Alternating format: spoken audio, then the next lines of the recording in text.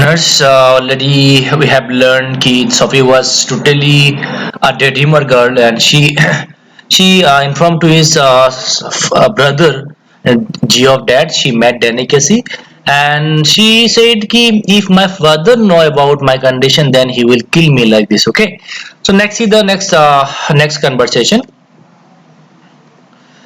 After Derek, she walked by a canal along a slittered path, lighted only the glare of the lamps from the wharf across the water, and the unceasing drone of the city was muffled and distant. It was a place and she had often played in when she was a child. There was wooden bench beneath a solitary elm where lovers sometimes came. She sat down to wait. It was the perfect place, she had always thought. So, for a meeting of this kind, for those who wished not to be observed, she knew she would approve. For some while, waiting, she imagined his coming. She watched along the canal, seeing him come out of the shadows, imagining her own consequent excitement. Not until some time had elapsed did she begin balancing against this the idea of his not coming. So here, after it was dark, Sophie went through a sheltered path along a waterway. She went there. It was far away from the noisy city. She used to play here as a child. When she was a child, she used to go there. She used to visit there and used to play there. She sat on the wooden bench, which was under a long elm tree. According to her, it was the perfect place to meet someone, some special one. She sat there. She sat there and started waiting for Delicacy. She got lost of her imaginations of Cassie coming to meet her. After a while, she realized that she was not coming and it was just her imagination. So इसमें क्या हुआ, वो अपने घर को छोड़ के थोड़ा बाहर चला गया जहाँ पे एक अनजान सा जगह जहाँ पे लवर्स मीट करते हैं, एक परफेक्ट प्लेस, वहाँ पे एक बेंच था। तो वो बैठते बैठते इंतजार कर रही थी कि वो कब वो डेनिकेसी आएगा और वो बातचीत होगा उनके साथ। एक्चुअली वो क्या, she fail in love with him, isn't it? तो वो सोचते एक बार उसको लगा कि वो तो नहीं आ रहा है, and she realise the practical thing, she thought that he is not coming here.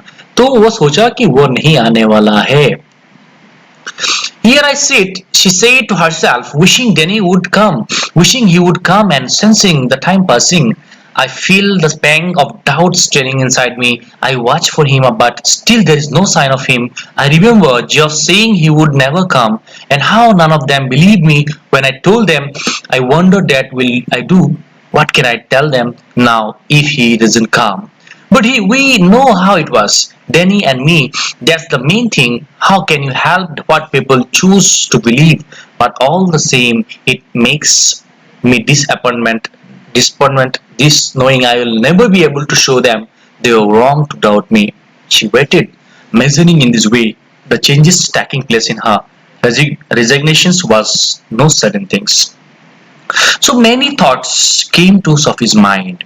She waited for Delicacy. She was waiting and waiting to come, but he didn't come to meet her. She felt deep pain inside her. She felt pain inside her. She thought that people didn't believe her story. If Denny came, she could tell them that she was not lying. Again, she thought that it is not an easy thing to make everyone believe oneself.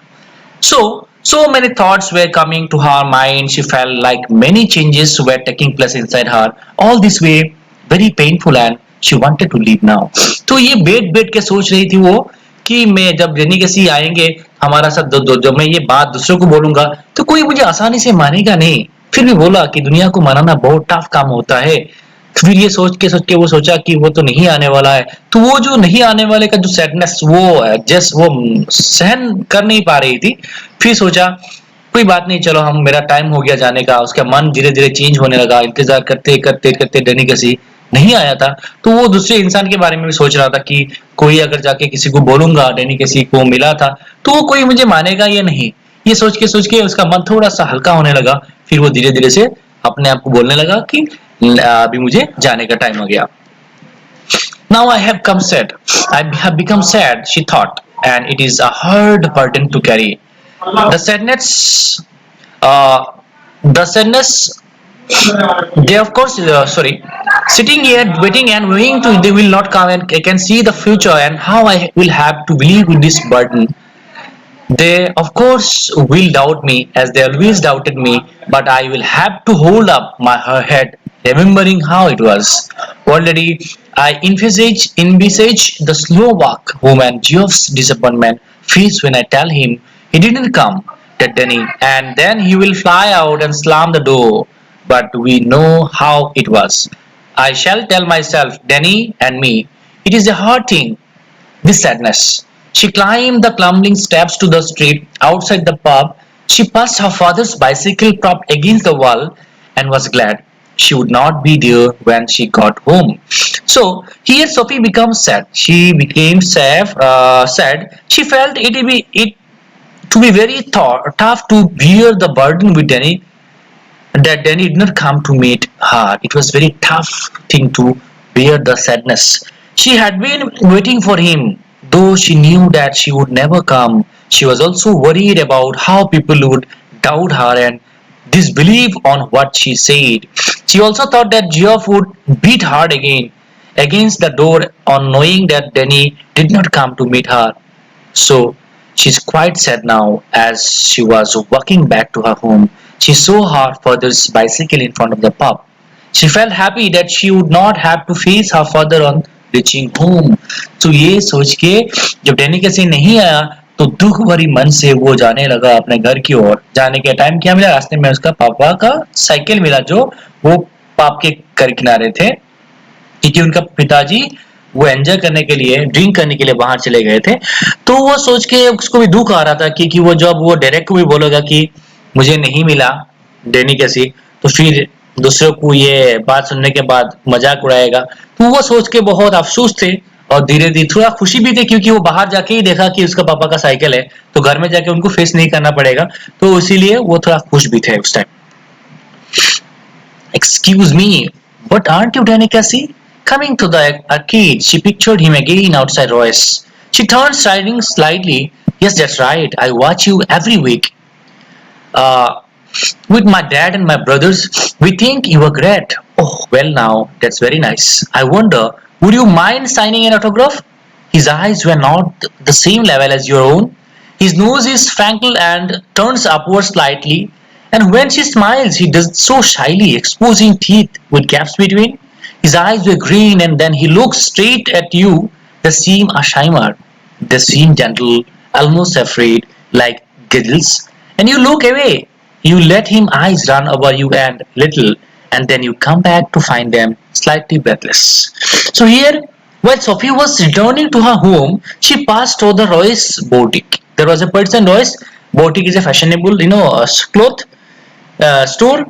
She again imagined meeting Danny Casey. When she was passing through the, near the Royce window, she imagined again meeting Danny Casey. She again tried to initiate a talk with him by asking him if she was Danny Casey and also asked for an autograph. तो वो जा रही थी, जाने के बाद क्या हुआ, फिर रॉयस के विंडो जब आया, करीब आया, दुकान के करीब आया, तो फिर वो इमेजिन करने लगा अगर मुझे यहाँ पे मिल जाता तो मुझे मैं बात करना स्टार्ट करते, तो मैं ये बात बोलता कि तुम ऐसे हो, वो अगर उसका आंख ऐसा हो, वो सब सोचने लगा उसके इमेजिनेशन में, वो फिर बात करना शुरू कर दिया। And he says, I don't seem to have a pen at all. You realize you haven't either. My brother will be very sorry, you say. And afterwards, you wait there alone in the arcade for a long while, standing where she stood, remembering the soft melodious voice, the shimmer of green eyes, no taller than you, no bolder than you, the prodigy, the innocent genius, the great delicacy.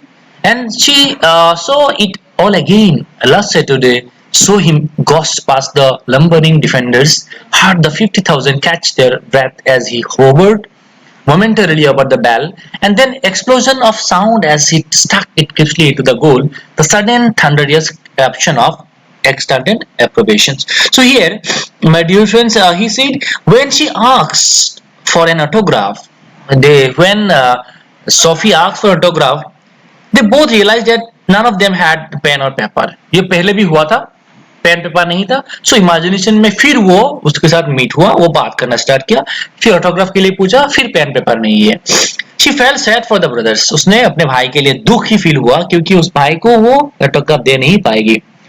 When Cassie left, she kept standing there thinking of his sweet voice, green eyes, innocent and ingenious. वो जब अपने imagination में वो डेनिके से चला गया, फिर भी वो feelings को याद कर रहे. Then her imagination took her to the football matches she had watched with her family last Saturday. She imagined of Denikasi striking the goal in such a heroic way that she felt an expression on the football ground. She felt so overjoyed with the winning of the United team and with the heroic performance of Denikasi, her hero. तो वो भी वो feeling जो वो football match देखने गए थे तो जबरदस्त हीरोइक मूवमेंट था वो डेनिकेसी इतना जबरदस्त खेल के जो गोल किए थे तो वो देख वो सोचने लगा और फिर इसको याद करके वो फीलिंग्स वो ओवरजॉयड वो फीलिंग्स को फिर फील करना स्टार्ट कर दिया.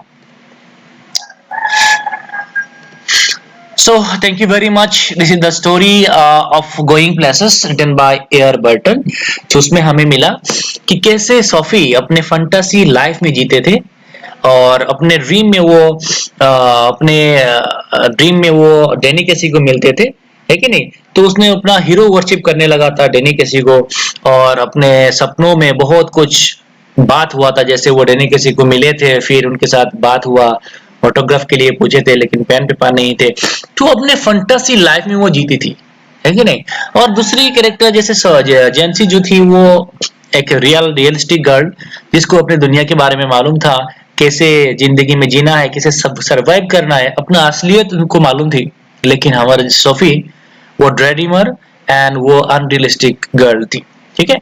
So thank you very much for everyone. Thank you very much everyone for watching the video so sincerely. So thank you very much.